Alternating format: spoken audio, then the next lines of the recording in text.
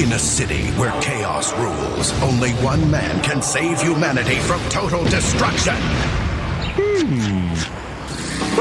It's up to Homer Simpson and family to save the world from a diabolical plot as they run and drive to unravel the conspiracy. The Simpsons Hit and Run, rated T for Teen.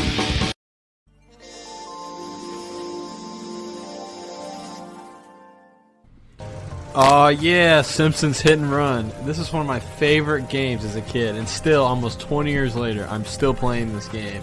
It's really ahead of its time. It came out a whole year before San Andreas. Besides kicking Marge down the street, the main goal of the game is to complete missions in an open world environment. And there's tons of extra missions, unlockable costumes, unlockable vehicles across multiple stages with multiple characters. This game was just oozing with content and bonus objectives, secret cars, all kinds of stuff. The early GTA games and even Simpsons Road Rage just couldn't compete to this game. And I still think this is the best Simpsons game ever made. This game had so many cool Easter eggs and secrets, like the rocket car and the monorail. Those were my favorites to find and drive around the map. Hit the town.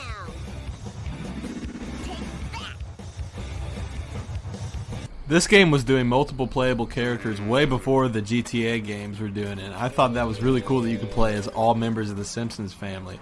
But why is Apu here? He's not a Simpson. Makes more sense to have O.J. Simpson in this game. It is about car chases after all. Jerk-ass!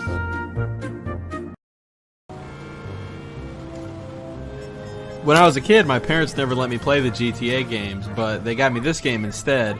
And I think a lot of other people growing up kind of had that same experience, as this game was kind of marketed as like GTA for kids, right?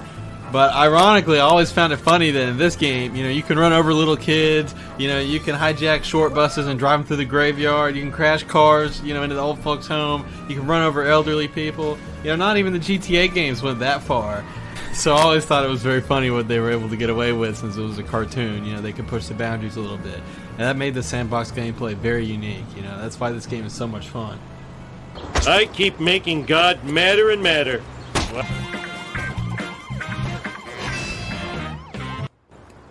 Why are you doing this? An older boy told me to do it. Damn, these cops are out for blood, just like in real life. Oh my god, these cops must be driving drunk again. Not even the cops in Winnie the Pooh, Pooh on the Wall are this hard.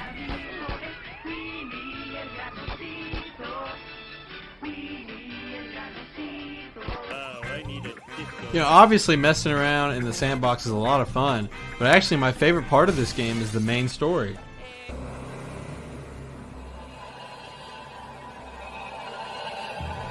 For those unaware, they got all the original writers and voice actors to do an original story for this game, and I actually really like it. It's like a game version of a Treehouse of Horror episode.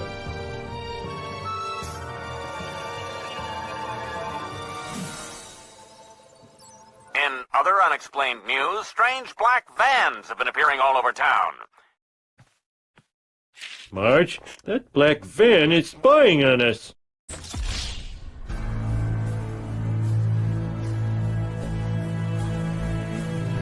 What started as a conspiracy about black vans and government surveillance programs in Springfield quickly takes a different turn at the end of the second level.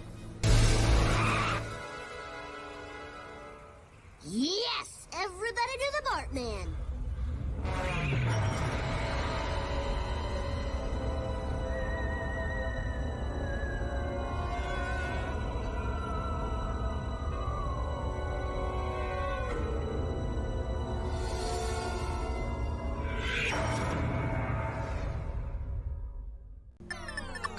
That's right, aliens.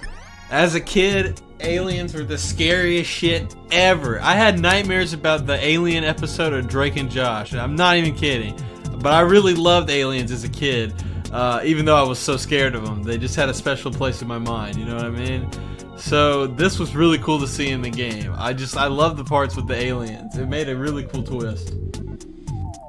I've always believed that aliens are way more realistic than ghosts. You know, just statistically and probability wise, there's probably a greater chance of aliens existing or being real than there are of ghosts existing or being real. So I've never really believed in ghosts, but I've always thought that aliens have a pretty strong chance of existing somewhere, you know. And it's also a lot scarier. Aliens are a lot scarier than ghosts, because with ghosts, you know, oh, it's the ghost of my dead dog or my dead grandfather or whatever. He's just knocking over shit in my house because he's pissed off. But with aliens, it's like, I don't know what the hell they are. I don't know what the fuck planet they come from. I don't know who they are, what they want, or what, you know, universe they're from, or what language they speak. There's just so many more questions with aliens, you know? Just, even if they were ever found to be real, it would just open the door to more questions. Bart! I found you! Sedans,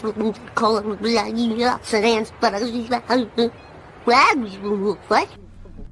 Bart eventually returns with a speech impediment and the aliens' true secret plan. We can take over the crack game. We can sell the coke on our own.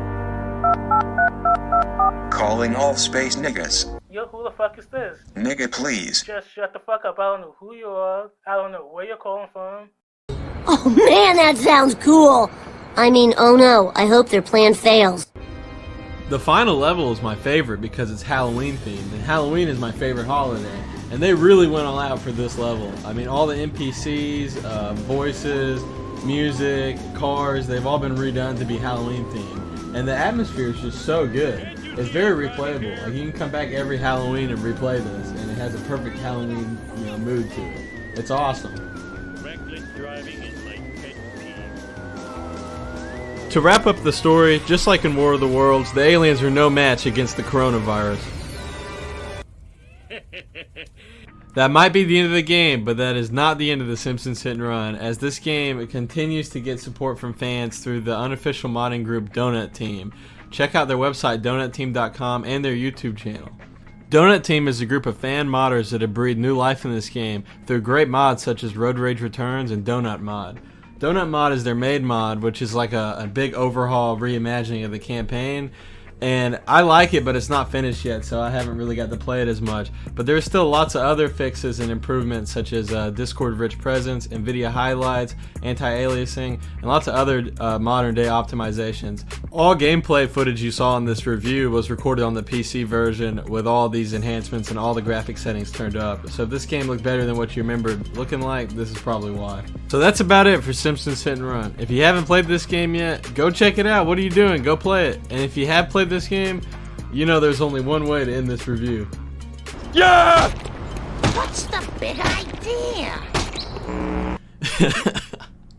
Next time on Retro in Peace, Seinfeld vs. Capcom. Yeah, that one.